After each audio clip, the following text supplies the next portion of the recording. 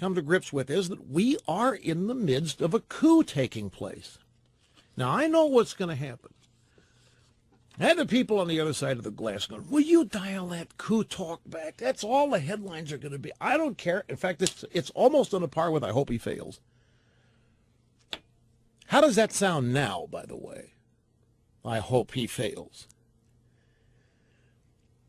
I'm constantly looking for ways here to persuade people of what I passionately believe. And I'm not in it to lie to anybody. There's nothing to be gained by lying to you about what I really think. There's nothing to be gained here by lying about facts. There's nothing to be gained here by gaining ground under false pretense. So if the Constitution exists as it is, country was founded as it was, and an administration comes along and doesn't like that and is doing everything it can to overturn that Constitution without a convention, doing everything it can to change the direction of this country, and what's the word, transform it? What's wrong with calling this a coup?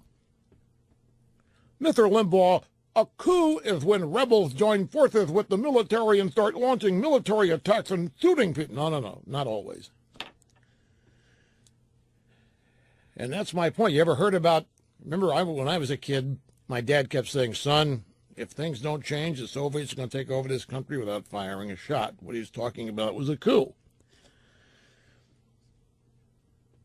Anyway, folks, there's a lot here to be concerned about. And you know as well as I do. I guess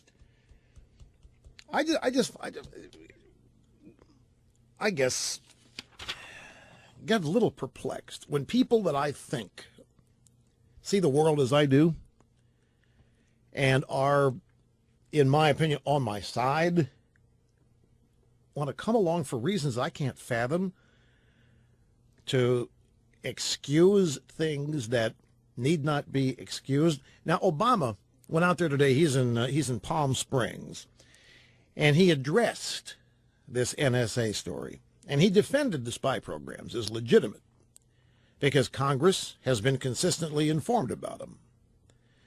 He got mad. He didn't get mad, but he sort of complained about all the hype over the phone data gathering because it's approved by the FISA court. It's approved by the Congress. And he said, nobody's listening to your phone calls.